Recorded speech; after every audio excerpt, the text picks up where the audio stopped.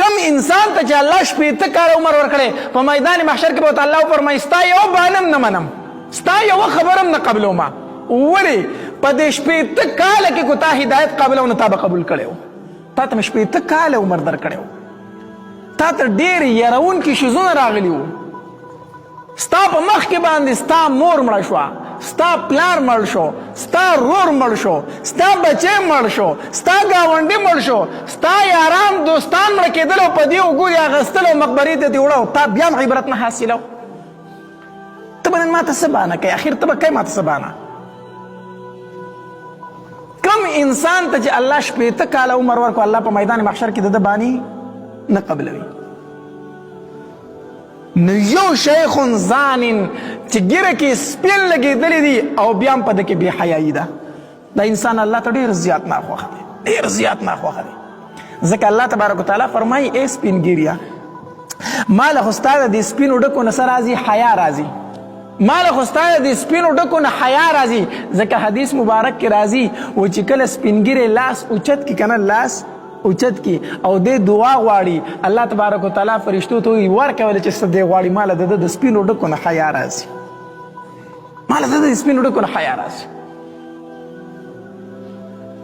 نو الله د ده دومره قدر کوي، دومره عزت کوي، د هغې باوجود دی بې حیا دی. نو الله وایي ډېر زیات مې بدې شي، خوښ مې نه وي. یوازې بدکاري د ده الله ته ډېر ناخوښه نه ده. هر عمل سپینګیری دی دروغ وایي، دا الله ته د هغې ځوان دروغجن نه ډېر زیات بدي شي. سپینګیری دی غلا کوي، دا الله ته د هغې ځوان غلاګر نه ډېر بدي شي.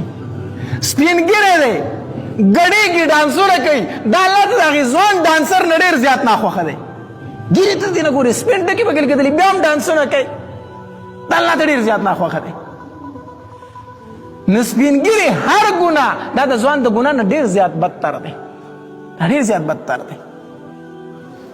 دویم نبی علیه الصلاة والسلام فرمایي وملک کذاب، الله ته ډېر ناخوښه انسان څوک دی؟ ملک کذاب، دروغجن بادشاه.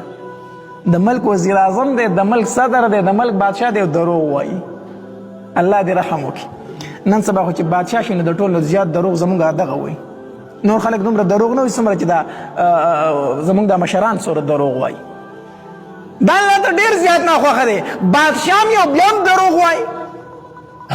نو چې تو دروغ وایي نو ستا رعایه به څومره دوکهباز او دروغجني. چې د ملک بادشاه دروغجن شو، د ملک واکدار دروغجن شو، دوکهباز شو، لاندې خلک به بیا په څه حالت کې وي؟ وملک کذاب، دروغجن بادشاه الله ته ډېر ناخوښه دی. الله به په میدان محشر کې چېرته ده ته د رحمت په نظر ونه ګوري، الله به یې چېرته د ګناه نه پاک نه کړي. او دریم نبی علیه الصلاة والسلام فرمایي وعائل مستکبر، غریب متکبره.